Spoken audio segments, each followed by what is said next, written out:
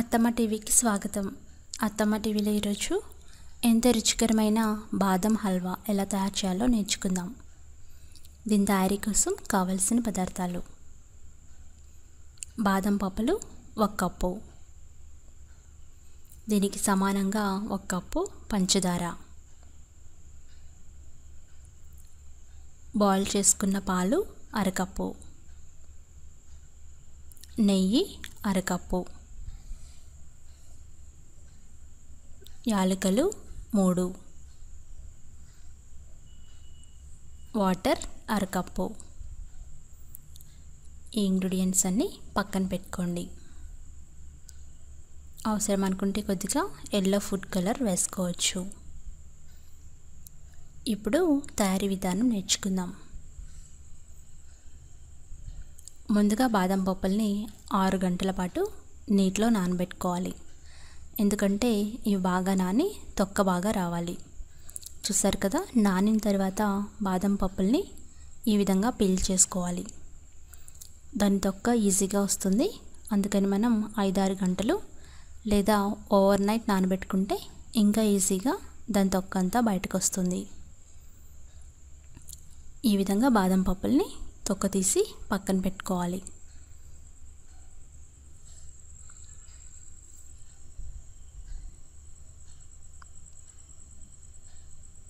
చూసారు కదా, ఎంతో శుభ్రంగా తొక్కంతా వలిచి పెట్టుకున్నాము. ఇలా బాదం పప్పుల్ని రెడీ చేసి పక్కన పెట్టుకోండి.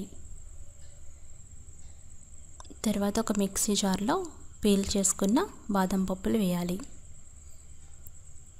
వేసి అందులో కొంచెం కొంచెం పాలు పోస్తూ మెత్తని పేస్ట్ లాగా ఈ విధంగా గ్రైండ్ చేసుకోవాలి. చూసారు కదా, మెత్తని పేస్ట్ గ్రైండ్ చేసుకొని పక్కన పెట్టుకోండి. తర్వాత స్టవ్ వెలిగించి కడాయి పెట్టి వేడి చేయండి. దాంట్లో కొద్దిగా వాటర్ వేయండి.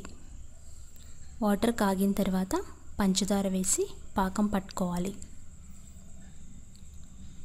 ఇవి మెజర్మెంట్స్ ప్రకారం తీసుకోండి. పంచదార వేసి మీడియం ఫ్లేమ్లో పెట్టి ఉడికిస్తే ఈ విధంగా తీగ పాకం వస్తుంది. తీగ పాకం వచ్చేంత వరకు ఉడికించుకోవాలి. ఇలా బబుల్స్ వస్తూ ఉంటాయి, బాగా ఉడికించాలి.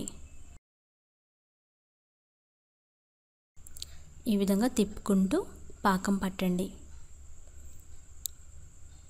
ఇప్పుడు కొంచెం చేతి వేళ్ళతో నొక్కితే గమ్మిగా ఉంటే పాకం రెడీ అయినట్లు. ఇక్కడ పాకం నాకు రెడీ అయింది. అందుకని నేను బాదం పేస్ట్ వేసాను. బాదం పేస్ట్ వేసుకొని లో ఫ్లేమ్లో పెట్టి ఇది బాగా దగ్గర పడేంత వరకు ఉడికించుకోవాలి.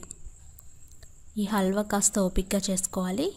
ఎందుకంటే హల్వా మొత్తం సిమ్లోనే ఉడికించుకుంటున్నాం. హైలో పెట్టకూడదు, అలా అయితే మాడిపోతుంది.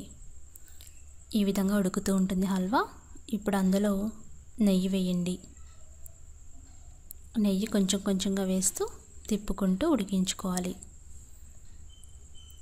ఇష్టమైతే మరి కాస్త నెయ్యి కూడా వేసుకోవచ్చు.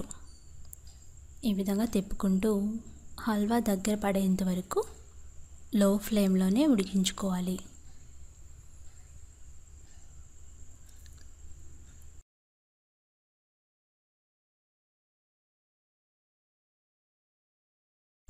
ఇప్పుడు అందులో యాలకుల పొడి వేయండి.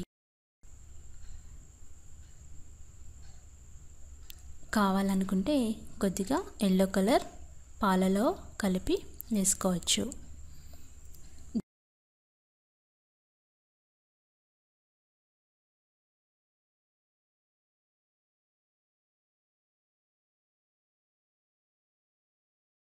హల్వా అటు ఇటు మూవ్ అవ్వాలి, అంతవరకు ఉడికించాలి.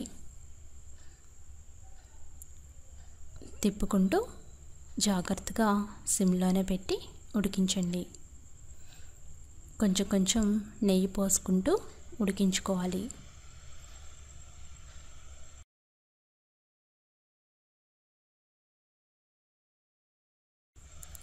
చూస్తారు కదా, బబుల్స్ వస్తున్నాయి అంటే హల్వా రెడీ అయినట్లే. ఇలా బబుల్స్ వచ్చేటప్పుడు తిప్పుతూనే ఉడికించుకోవాలి. ఇప్పుడు హల్వా రెడీ అయినట్లు స్టవ్ ఆఫ్ చేసి ఇలా తయారైన హల్వాని ఒక ప్లేట్లో కానీ బౌల్లో కానీ తీసుకుందాం. ఒక సర్వింగ్ బౌల్ తీసుకొని అందులో ఈ హల్వా మొత్తం వేయండి. ఈ విధంగా జారుతూ ఉన్నప్పుడు హల్వా రెడీ అయినట్లు అర్థం. ఇది చల్లారే కొద్దీ గట్టిపడిపోతుంది. అలానే దీన్ని ముక్కలుగా కట్ చేయలేము. దానిపైన కొంచెం బాదం స్లైసెస్ వేసుకొని అలంకరించుకోవచ్చు. అంతే, ఎంత రుచికరమైన టేస్టీ ఐటెం బాదం హల్వా రెడీ అయింది. ఇది కొంచెం వేడిగా ఉండగానే తీసుకోవచ్చు, ఎందుకంటే దీన్ని ముక్కలు కట్ చేయలేము కదా. మరికొన్ని రెసిపీస్కి అత్తమ్మ టీవీ సబ్స్క్రైబ్ కాగలరు. ధన్యవాదములు.